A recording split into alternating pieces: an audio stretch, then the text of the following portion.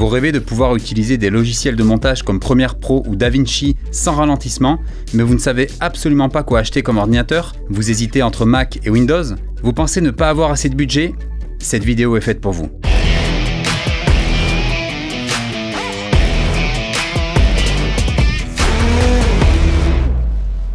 Bonjour à tous, ici Kevin Mandibour pour la chaîne Tuto Premiere. Très heureux de vous retrouver aujourd'hui dans cette vidéo dans laquelle je vais vous aider à choisir le meilleur ordinateur en fonction de votre budget. C'est sans doute la question que l'on m'a le plus posée depuis que j'ai créé l'école des vidéastes.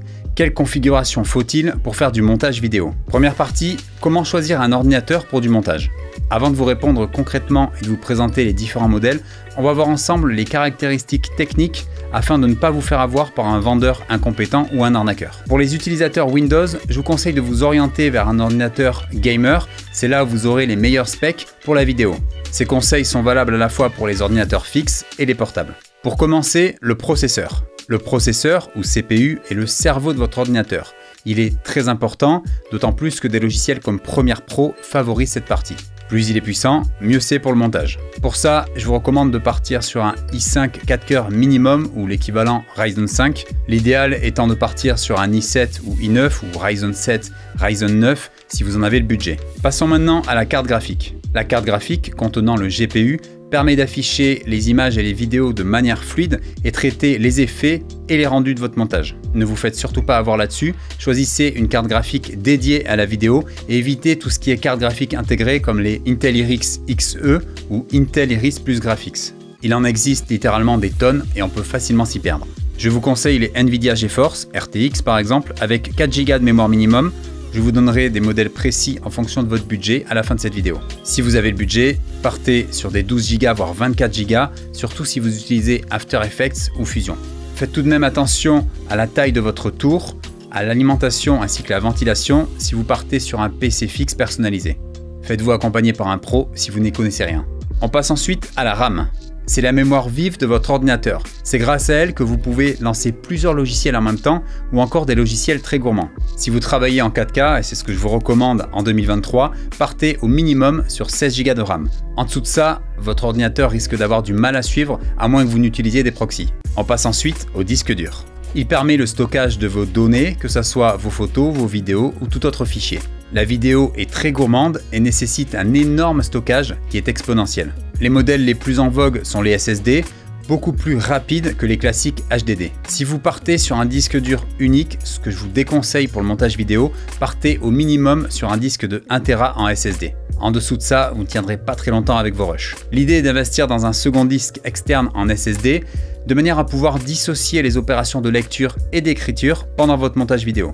Stockez par exemple les fichiers cache et les rendus sur l'interne pour la partie écriture et vos rushs et autres médias en lecture sur l'externe pour plus de fluidité en montage. Si vous optez pour cette deuxième solution, 512 Go en SSD interne suffiront. Passons maintenant à la taille d'écran. Je ne rentrerai pas dans les détails sur le choix des écrans dans cette vidéo, ayant déjà traité le sujet sur cette chaîne. Je vous mets le lien de la vidéo sur la fiche qui va apparaître à droite. Pour info, ne comptez pas faire du montage vidéo de manière pro sur un écran d'une taille inférieure à 15 pouces. Le montage nécessite de porter toute notre attention aux moindres détails et il est impossible de bien analyser une image sur un écran d'une taille inférieure à 15 pouces, ce n'est pas assez grand. Vous avez à présent les critères principaux à regarder pour acheter un ordi. Je n'ai pas du tout parlé de connectique, mais pour moi, un ordinateur récent de 2023 doit au moins posséder une connectique USB-C s'il veut pouvoir transférer des données rapidement et perdurer dans le temps.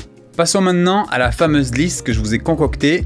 Pour ça, je l'ai divisé en 3 catégories, petit budget, moyen budget et gros budget. Petit budget, 900 € à 1500 €. On va commencer par la liste qui, je pense, est la plus attendue, les petits budgets. Ce que j'appelle petit budget peut faire sourire car j'ai démarré ce classement à 900 €. Pourquoi ce prix élevé? Tout simplement qu'en dessous de 900 €, vous aurez du mal à trouver un ordinateur performant qui va durer dans le temps pour pouvoir faire du montage vidéo. Catégorie Windows. Ma première reco est le Asus TUF Gaming F15 à un prix de 900 €. Écran 15 pouces, processeur i5, carte RTX 3050 4 Go, 16 Go de RAM et 512 Go de SSD. Pour 100 € de plus, vous avez le MSI Katana GF76 avec un écran 17 pouces, processeur i5, carte graphique RTX 3060 6 Go, 16 Go de RAM, 512 Go SSD pour un prix de 999 €. Il y a également le Asus TUF A15 avec un écran de 15 pouces, processeur i7, carte graphique RTX 3070, 8 Go, 16 Go de RAM, 512 Go SSD pour une valeur de 1299 €. Et pour terminer, le top du top dans cette catégorie de budget est accessible pour 300 € de plus, le Acer Nitro 5 qui possède un écran de 15 pouces, processeur i5, carte graphique RTX 3070, 6 Go, 16 Go de RAM, 512 Go SSD pour une valeur donc de 1299 €. Catégorie Apple. Dans cette catégorie de prix chez Apple, je vous conseille le Mac Mini M2 muni d'un processeur M2 CPU 8 cœurs, GPU 10 cœurs. Boostez-le à 16 Go de RAM et prenez un disque dur SSD de 512 Go. Vous en aurez pour 1159 €, mais je vous conseille de prévoir également 200 € de plus pour un moniteur supplémentaire, ce qui ramène le prix à 1359 €. Vous avez également le MacBook Air M1 13 pouces, muni d'un processeur M1 CPU 8 cœurs, GPU 7 cœurs, avec 16 Go de RAM et un disque dur 256 Go pour une valeur de 1429 €. Ce n'est pas du tout la config idéale pour ce genre de budget, car l'écran est trop petit, le disque dur également, donc vous serez obligé d'investir dans un deuxième écran et de prendre un disque dur plus grand. Budget intermédiaire, 1500 €, 2500 €. Catégorie Windows. En bas de l'échelle, je vous conseille le MSI Katana 15 pouces, processeur i7 RTX 4070, 8 Go, 16 Go de RAM et 1 TB de SSD pour 1499 €. J'ai mis ensuite en deuxième position le MSI Creator Z16 muni d'un écran de 16 pouces, processeur i7, carte graphique RTX 3060, 6 Go avec 16 Go de RAM et 512 Go de SSD pour une valeur de 1599 €. Et enfin le XPS 15, écran de 15 pouces, processeur i7, carte graphique RTX 4050, 6 Go, 16 Go de RAM et un disque dur SSD de 512 Go pour une valeur de 2099 €. Catégorie Apple. Dans cette catégorie de prix, je vous conseille un iMac M1 24 pouces muni du processeur M1 CPU 8 cœurs, GPU 7 cœurs avec 16 Go de RAM, 512 Go de SSD pour une valeur de 2009 €. Vient ensuite le MacBook Pro M2 14 pouces avec son processeur M2 Pro CPU 10 cœurs, GPU 16 cœurs avec 16 Go de RAM et 512 Go de SSD pour une valeur de 2399 €. C'est une bête de compétition pour le montage vidéo, mais vu la taille de l'écran, je vous conseille d'investir dans un deuxième moniteur pour un plus grand confort de travail à la maison.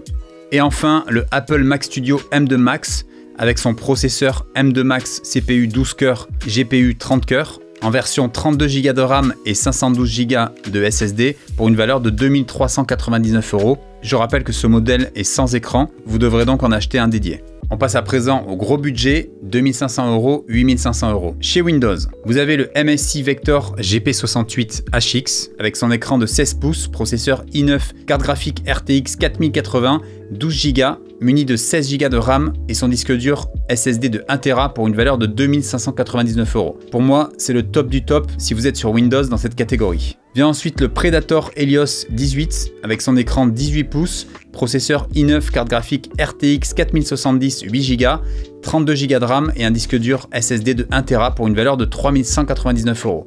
Et enfin, vraiment si vous avez des moyens énormes à investir dans un ordinateur portable, vous avez le Razer Blade 16, écran 16 pouces, processeur i9 RTX 4090, 16 Go, 32 Go de RAM, 2 TB de SSD pour une valeur de 5399 €. Catégorie Apple.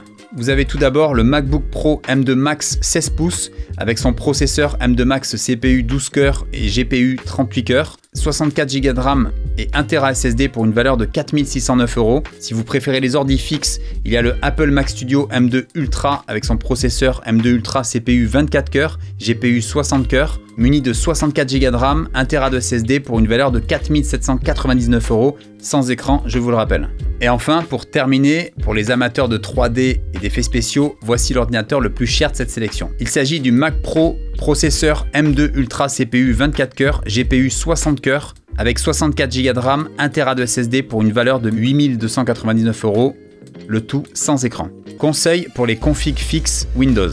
Vous avez pu remarquer que je n'ai conseillé aucun ordinateur fixe Windows. La raison est simple, il est beaucoup plus judicieux de se concocter sa tour soi-même pour pouvoir faire des économies et choisir ses propres composants. Pour cette partie, je vous ai concocté une sélection des meilleures cartes graphiques selon votre budget. Attention, vérifiez que votre processeur est compatible avec votre carte graphique et surtout que vous avez la place dans votre tour, la bonne alimentation et la bonne ventilation.